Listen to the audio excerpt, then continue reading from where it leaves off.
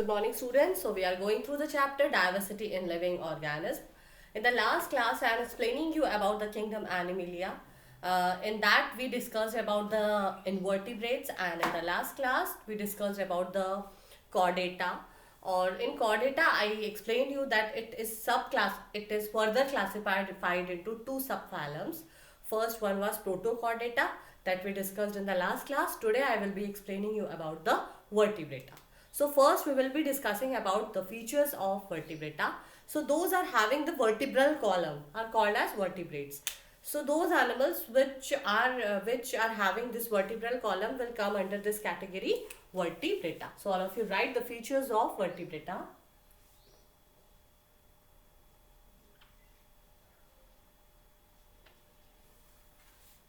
Okay, so subphylum vertebrata.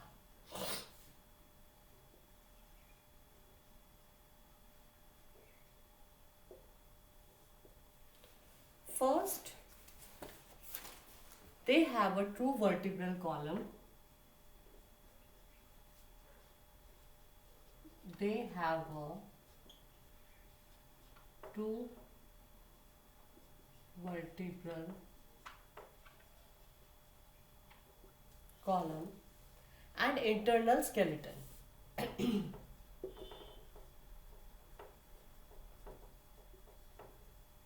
True vertebral column and internal skeleton. It allows completely different distribution of muscles and attachment of the points of movement. Because of the skeleton, it's easily they are having the different joints at different points that a organism can move freely. Okay. So the next point, the body is bilaterally symmetrical. The body is bilaterally symmetrical. Next is coelomic.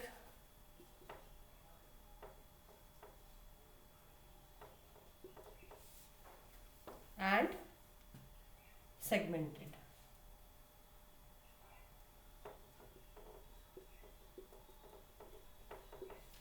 Next point you can write in the vertebrata.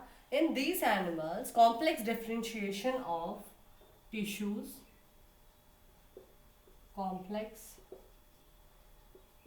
differentiation of tissues and organs is present.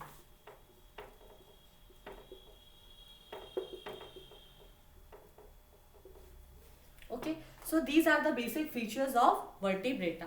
Basically, this vertebrata is considered to be the most advanced group. These vertebrata can be further classified into more 6 classes. Okay, so that those 6 classes are: first class is cyclostomata.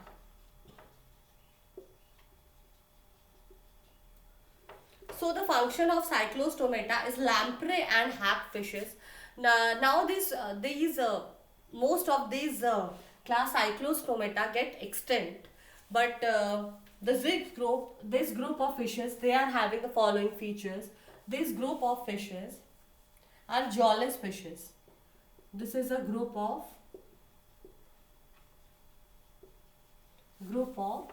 jawless fishes. Next, the animals do not have paired limb. Do not have paired limbs. They have a ventral side located. They have ventral side located suctorial mouth. Suctorial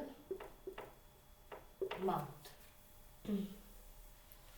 Most of this that I told you, most of this group of the fishes get extinct, or you can say the most of these animals are extinct.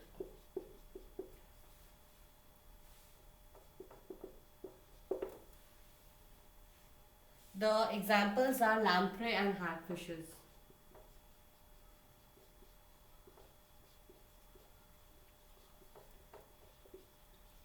Okay, students. So in vertebrata, these are the features. They are having a true vertebral column.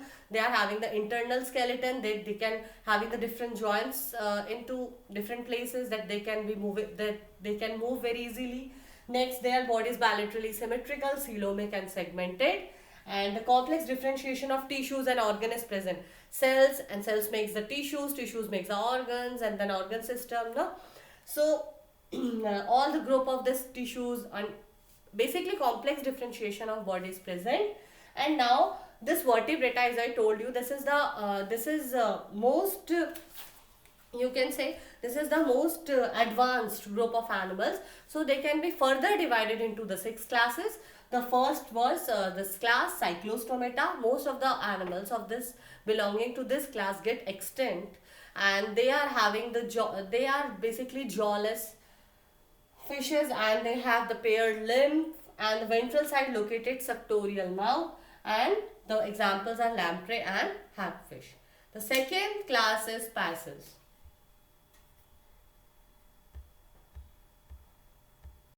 So the next class is Pisces, or the class, class comprises of fishes. So basically they are aquatic. So first features you can write is they are exclusively aquatic. They have a streamlined body, and they are like fishes. You just imagine that they are having the streamlined body, means from in the middle part it's broad, and from the end part it's narrow. It's having the streamlined body, and the scales are present in their body. No, it's having the streamlined body with scales, and ends with a muscular tail. Fins are present but limbs are absent. You can see the fins are present but limbs are absent. Next feature you can write that respiration occurs through gills. Respiration occurs through gills.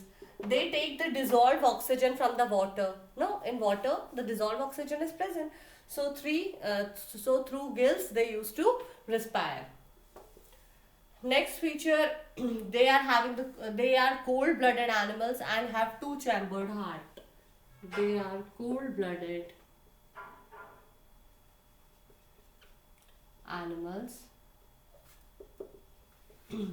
and have two-chambered heart. This you have to remember, that cold-blooded and two-chambered heart. What is the difference between the warm-blooded animals and what are cold-blooded animals? So like we are mammals, and we are warm-blooded animals. So see students, the warm-blooded animals can't change their the temperature of their blood according to the outer atmosphere or external condition. We can't change the temperature of our blood. But the cold-blooded animals, they can change the temperature of their blood according to the external environment. Like fishes can change their body temperature or the body temperature or the blood's temperature according to the external environment. So these are, because if the water get chilled out, then how they can survive over there? So that's why they are the cold-blooded animals.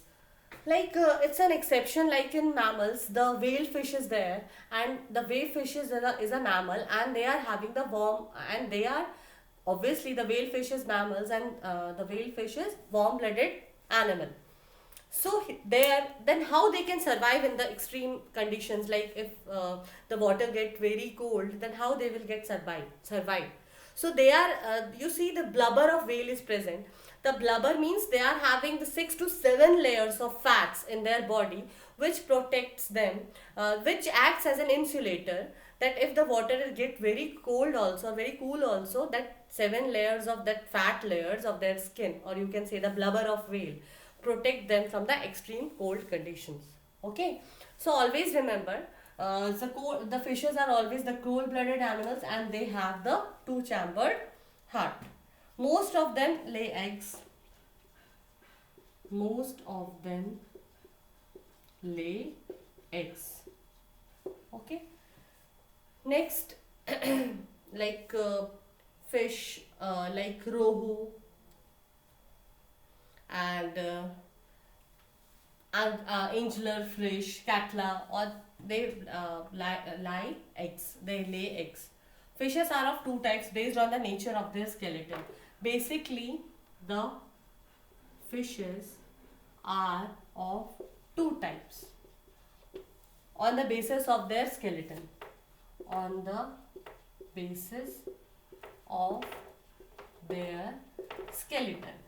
So the two types of fishes are the cartilaginous fish and bony fish. Okay. So now we will see the two category of the fishes: cartilaginous fish and bony fish.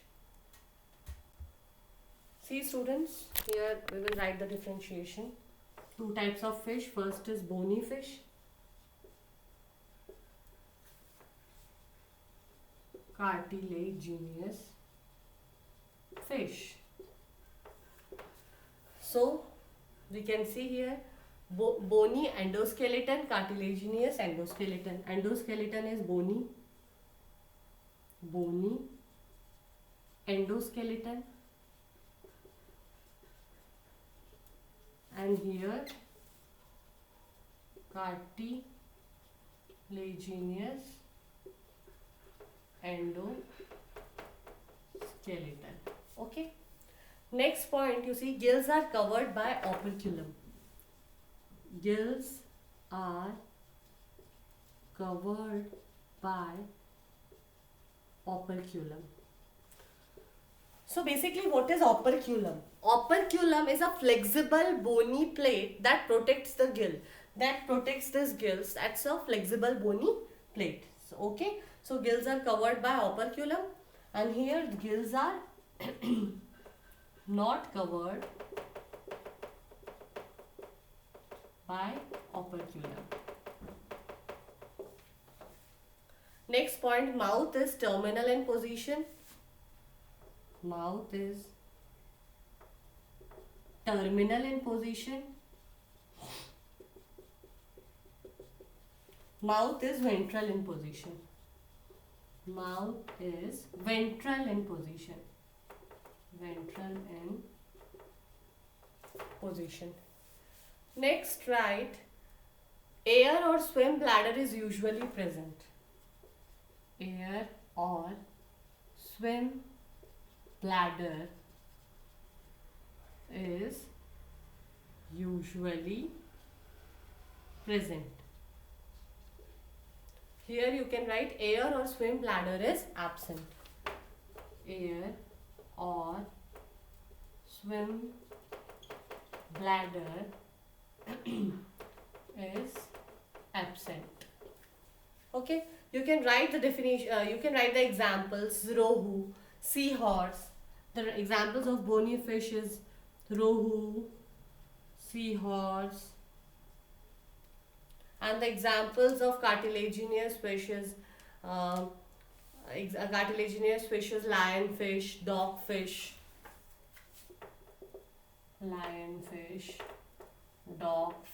etc. Okay. So the next, this class is of Pisces. This you have to remember is this includes all fishes, and they are predominant. Basically, they are exclusively aquatic, streamlined body, ends with a muscular tail. Fins are present and limbs are absent. Basically, respiration occurs through gills, and cold-blooded animals, and they are having the two-chambered heart. So, students, next class is amphibia.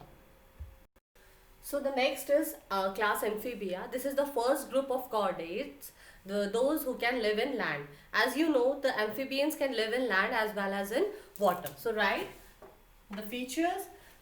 These are the first group among the chordates which can live on the land, and the amphibians in nature, they can live in land as well as in water. Now we will discuss the features of this amphibians. They lack scales and have mucus gland. They lack scales and have mucus gland, which helps them to keep their body moist. Okay.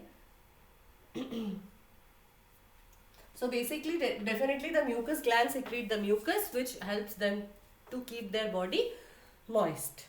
Next point you can write, the amphibians are cold blooded and have, these are also cold blooded. Fishes are, spices are cold blooded. Amphibians are cold blooded and have how many chambered heart? 3 chambered heart. Like in fishes, there are 2 chambered heart, but in amphibians, there are 3 chambered heart. All of you remember these all, okay? Chambered heart. Next point, right? They have distinct head and trunk. They have distinct head and trunk. Neck and tail may or may not be present. Neck and tail may or may not be present. Next, respiration can be either by gills in larva.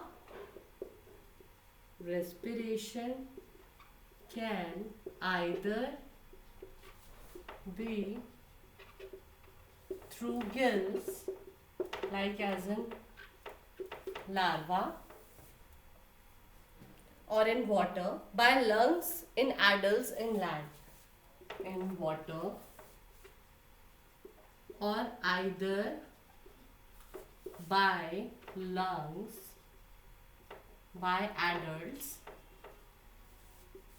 in land, as they can live in water as well as in land. So while living in the water, they use these gills, and while living, or either they use lungs in land. Next is next point you can write, generally require water for completion of their life cycle. Requires water for completion of their life cycle. As the eggs are laid in water and larvae are aquatic. As the eggs are laid in water and larvae are aquatic. Okay. Next, limbs are tetrapodous. Limbs are tetrapodous, or you can say this four-limbed.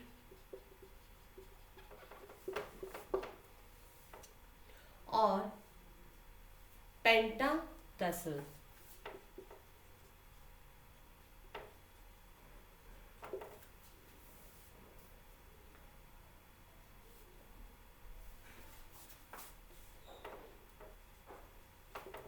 Those are having 5-fingered.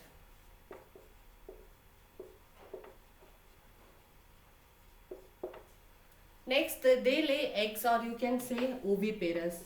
They also lay eggs, or you can say the oviparous. Examples: frog, toad, hyla. Okay. or you can say the tree frog. These are the example of amphibians.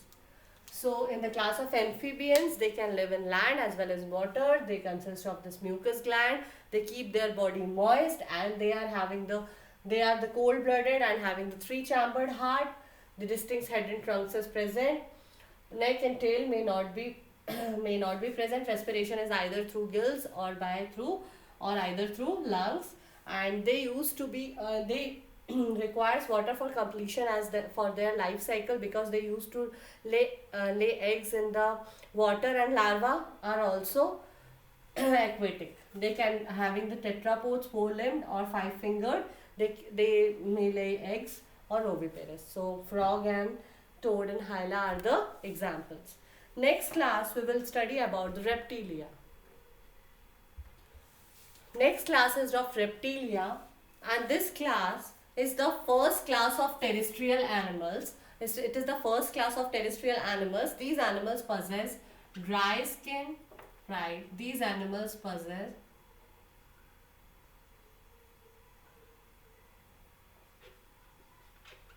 dry skin with scales, and mostly with scales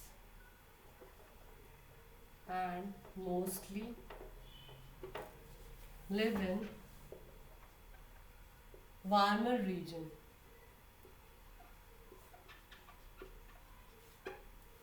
They are also cold-blooded. They are also cold-blooded.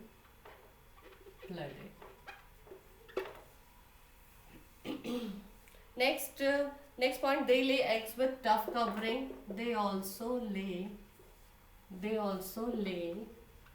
eggs with tough covering for protection. Okay. On land, unlike amphibians, like they lay eggs with tough covering in land. Like amphibians, they used to lay their eggs in water, but these reptilia, this class, used to lay their eggs with a tough covering on land. Lungs are the respiratory organs. Next, lungs are respiratory organs. You can write the first class of terrestrial animal. The lungs are the respiratory organs. Reptiles bear two pairs of pedicel. They bears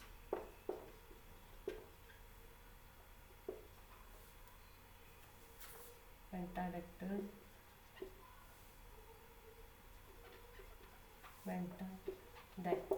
Pentadactyl means they are having the 5 digits.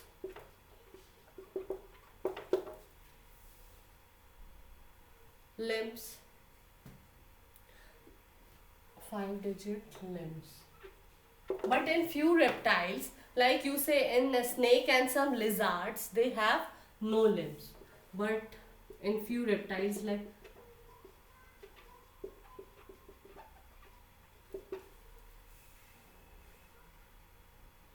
next, most of them have 3-chambered heart.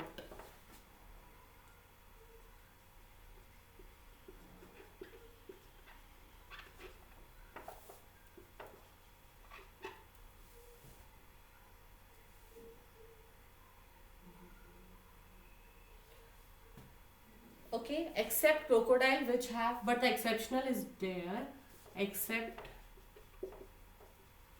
crocodile have 4-chambered heart, like as in mammals.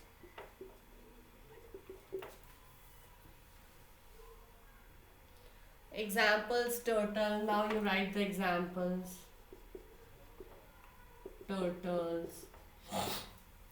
And the example is as well as this house wall lizard, crocodile, all are the example. Next class is of aves. Aves, the class represents the birds.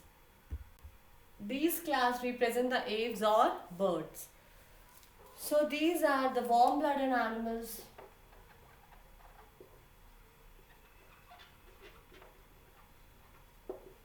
Now these are, see, these are the warm-blooded animals having four-chambered heart. Having four-chambered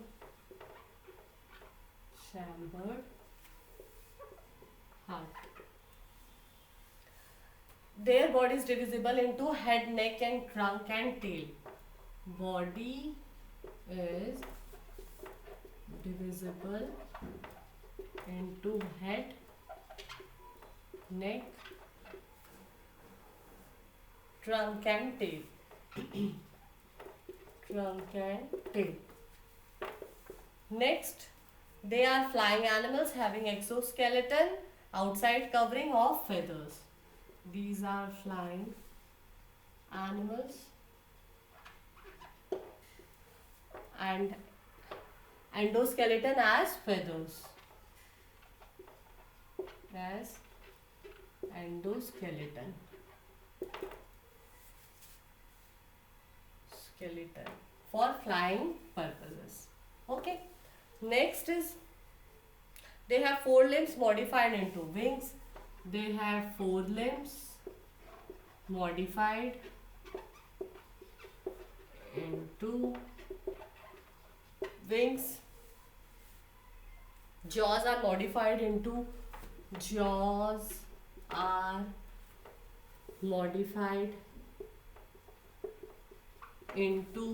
horny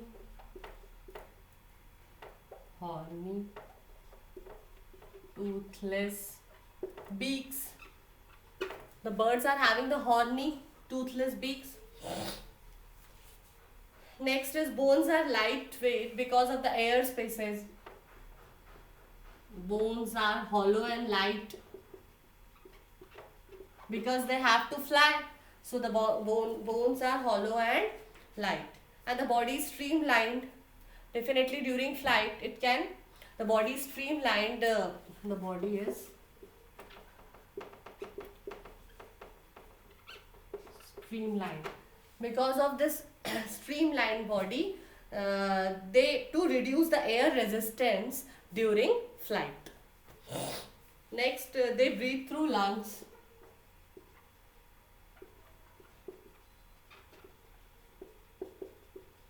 Fishes breathe through, birds breathe through lungs. So these are all the category of birds, no? So birds are warm-blooded animals having four-chambered heart. Body is divisible into head, neck, and trunk and tail. Obviously they are flying animals, and feather will be the endoskeleton. And the four limbs are modified into wings. Jaws are modified into horny toothless beaks. Bones are hollow and light. Body streamlined. Breathe through lungs. Birds lay eggs outside water.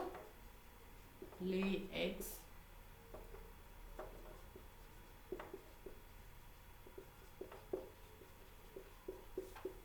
outside water.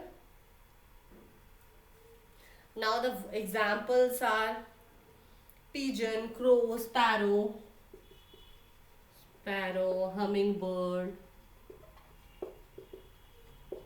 pigeon. So different examples of this you can see.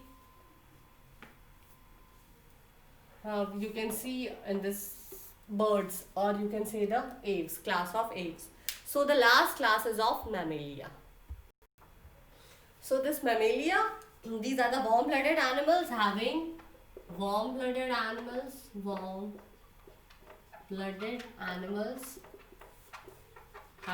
four-chambered heart. Okay. Next is females have mammary glands. Females have mammary glands to feed their young ones. They can feed up their young ones, so they are having their mammary glands. They can produce the milk. Production of milk is there, so they can feed up their young ones. That's why, because of this presence of mammary glands, they are said to be as mammals. Next point you can write, they are also known as more advanced group of the animals which are having the well-developed brain. They are most advanced group and having well-developed brain. No? Next is sweat glands and oil glands are present. Sweat gland and oil glands are present.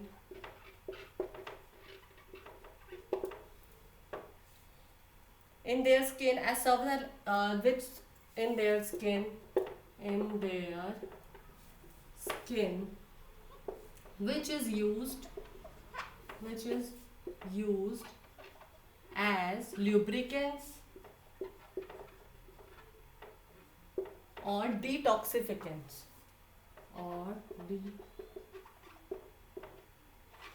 which used to lubricate, or you can say detoxifies lubricants of the body. Remove all waste from the body. Through sweat we can say that we used to remove all the waste, no? So they used the sweat glands and oil glands are present in their skin, which is used as lubricants and detoxifiants of the body. Skin is covered with hair.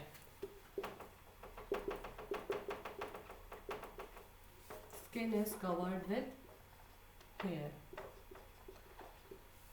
Next is mammals is the first class to mark their presence of ear, pinna, external fleshy ear. They are having the external fleshy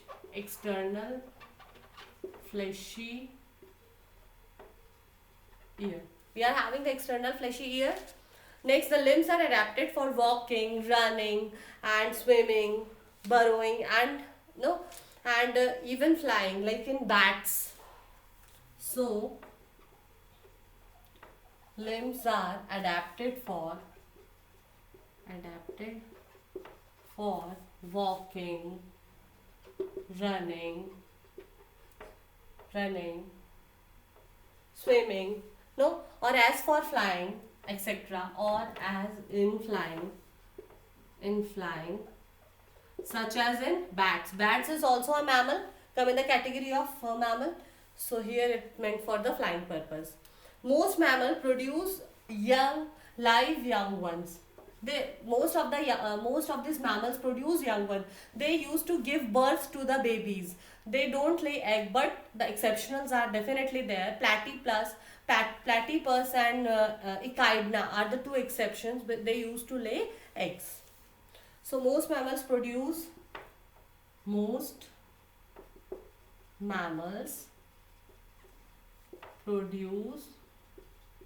young ones, as they are viviparous. Oviparous means the animals which used to lay eggs. Viviparous means the animals which used to give birth to their young ones. Okay, but some like platypus and echidna, these are the exception. Underline it and learn it thoroughly. And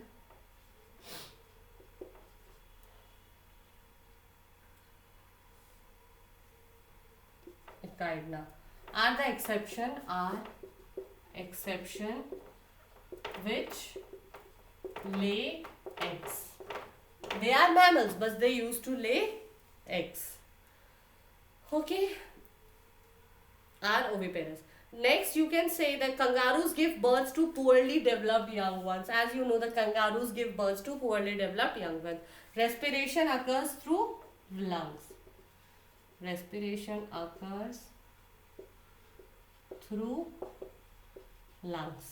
Examples are dog, human. Examples of mammal is dog, human beings, cat, bat. All are examples of mammalia, class Mammalia. So students, today we finished this topic, that is the subphylum Vertebrata. Now the last topic of this chapter is nomenclature, that I will explain you in the next class. Thank you for today's class.